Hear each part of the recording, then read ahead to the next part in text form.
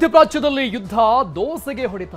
Gas ಸಮಸ್ಯೆ, ಹೋಟೆಲ್ಗಳಲ್ಲಿ ಮಾಡ್ತಿಲ್ಲ ದೋಸೆ. ಕೊಲ್ಲಿ ಯುದ್ಧಕ್ಕೆ ಪೂರಿ ಚಪಾತಿಯು ಬಲಿ, ಯುದ್ಧಕ್ಕೆ ದೋಸೆ ಬಲಿ.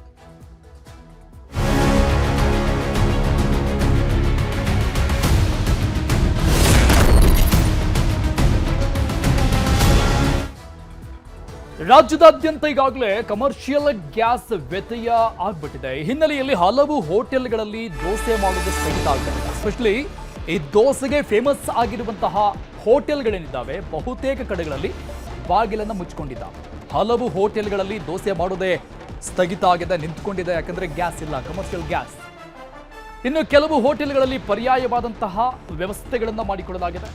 ಬೆಂಗಳೂರಿನ MTR ಹೋಟೆಲ್ನಲ್ಲಿ ಎಲೆಕ್ಟ್ರಿಕ್ ಸ್ಟವ್ ಅನ್ನ ಬಳಕೆ ಮಾಡಿಕೊಂಡು ಅಲ್ಲಿ ದೋಸೆ ಮಾಡಲಾಗ್ತದೆ. Electric stove. ಬೆಣ್ಣೆ ದೋಸೆ ಹೋಟೆಲ್ಗಳಿಗೆ ಗ್ಯಾಸ್ ಸಮಸ್ಯೆ ಇಲ್ಲ ಅನ್ನೋ ಮಾಹಿತಿ ಮತ್ತೊಂದು ಕಡೆ. ಯಾಕಂದ್ರೆ ಅವರು ಮೊದಲಿಂದಲೂ ಒಂದಿಷ್ಟು ಪರ್ಯಾಯವಾಗಿ ದೋಸೆಗಳನ್ನು ಮಾಡ್ಕೊಂಡು ಬಂದಿರುವಂಥದ್ದು. ಎಲೆಕ್ಟ್ರಿಕ್ ಸ್ಟವ್ ಆಗಿರಬಹುದು, ಬೇರೆ ಬೇರೆ ಭಾಗಗಳಲ್ಲಿ ಸೌದೆ ಒಲೆಗಳಲ್ಲಿ ಮಾಡ್ಕೊಂಡು ಬಂದಿರುವಂಥದ್ದು. ಸೊ ಹೀಗಾಗಿ ಒಂದಿಷ್ಟು ಕಡೆಗಳಲ್ಲಿ ಎಫೆಕ್ಟ್ ಇಲ್ಲ ಅಂದ್ರೂ ಬಹುತೇಕ ಕಡೆಗಳಲ್ಲಿ ಗ್ಯಾಸ್ ಸಮಸ್ಯೆ ಆಗಿದೆ.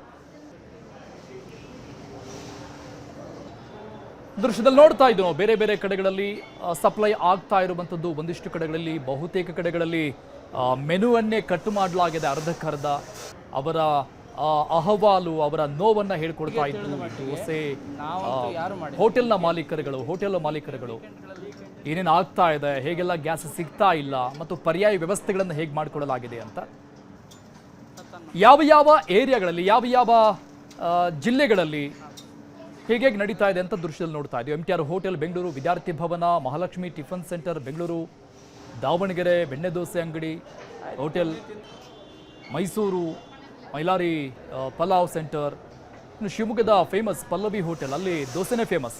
ಸೊ ಅಲ್ಲೆಲ್ಲ ಕೂಡ ಒಂದಿಷ್ಟು ಸಮಸ್ಯೆಗಳಾಗಿದೆ. ಕೆಲವೊಂದಿಷ್ಟು ಕಡೆಗಳಲ್ಲಿ ಸಮಸ್ಯೆ ಆದರೂ ಕೂಡ ಅವರು ಪರ್ಯಾಯವಾದಂತಹ ವ್ಯವಸ್ಥೆಗಳನ್ನು ಮಾಡಿಕೊಂಡು, ಯಾಕಂದರೆ ಗ್ರಾಹಕರನ್ನು ಹಿಡಿದಿಟ್ಟುಕೊಳ್ಳಲೇಬೇಕಾದಂತಹ ಪರಿಸ್ಥಿತಿ ಹೋಟೆಲ್ ಮ್ಯಾನೇಜ್ಮೆಂಟ್ಗೆ, ಮಾಲೀಕರಿಗೆ ಇದ್ದೇ ಇರುತ್ತೆ. ಸೊ ಹಾಗಾಗಿ ಏನೋ ಒಂದು ಮಾಡಿ ದೋಸೆಗಳನ್ನು ಗ್ರಾಹಕರಿಗೆ ನೀಡಲಾಗ್ತಾ ಇದೆ.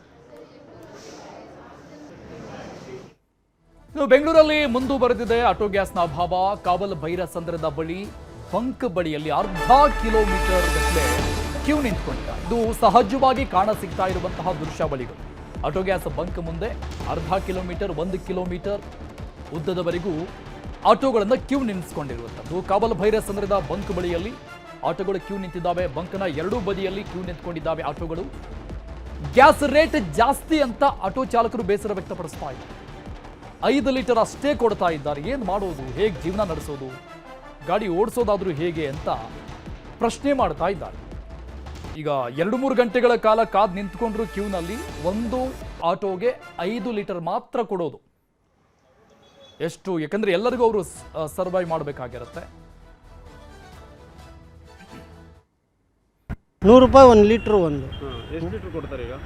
ಅವ್ರು ಕೊಡ್ತಾರೆ 5 ಲೀಟ್ರ್ 10 ಲೀಟ್ರ್ ಎಷ್ಟು ಬೇಕೋ ಅಷ್ಟು ಕೊಡ್ತಾರೆ. ನಾವು ಒಂದು 3 ಲೀಟ್ರ್ ಹಾಕ್ಕೊಂಡು ಇದು ಮಾಡ್ತೀನಿ. ಜಾಸ್ತಿ ಕೊಡಲ್ಲ ಕಸ್ಟಮರ್. 36 ರೂಪಾಯಿ ಮಿನಿಮಮ್ ಮೀಟ್ರ್. 50 ರೂಪಾಯಿ ಕೊಡೋ ಅಂದರೆ ಯಾಕಪ್ಪ 50 ರೂಪಾಯಿ 40 ರೂಪಾಯಿ ತಗೋಪ್ಪ ಅಂತ ಹೇಳ್ತಾರೆ. ನಮಗೆ ಗ್ಯಾಸ್ಗೆ ತುಂಬ ತೊಂದರೆ ಆಗಿದೆ. ಆದಷ್ಟು ನಮಗೆ ಗ್ಯಾಸ್ಗೆ ಕರೆಕ್ಟಾಗಿ ಸಿಕ್ಕಂಗೆ ಮಾಡಬೇಕಷ್ಟೇ. ಅಂದರೆ ಇಲ್ಲಿ ನಿನ್ನೆ ಒಂದು 5 ಲೀಟ್ರ್ ಹಾಕ್ತಿದ್ರು, ಇವತ್ತು ಎಷ್ಟು ಹಾಕ್ತಾರೆ ಅಂತ ಗೊತ್ತಿಲ್ಲ.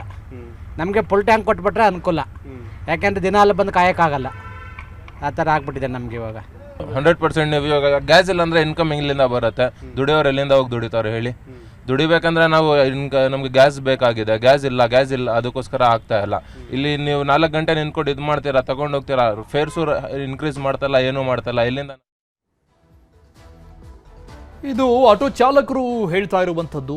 ಬೆಂಗಳೂರಿನ ಕಾವಲ್ ಭೈರಸಂದ್ರದ ಒಂದು ಬಂಕ್ನ ದೃಶ್ಯವನ್ನು ನೋಡ್ತಾ ಇದ್ದೀವಿ. ಯಥಾ ಪ್ರಕಾರವಾಗಿ ಅವರು 3-4 ಗಂಟೆಗಳ ಕಾಲ ನಿಂತುಕೊಂಡು ಗ್ಯಾಸ್ ತುಂಬಿಸಿಕೊಳ್ತಾ ಇದ್ದಾರೆ.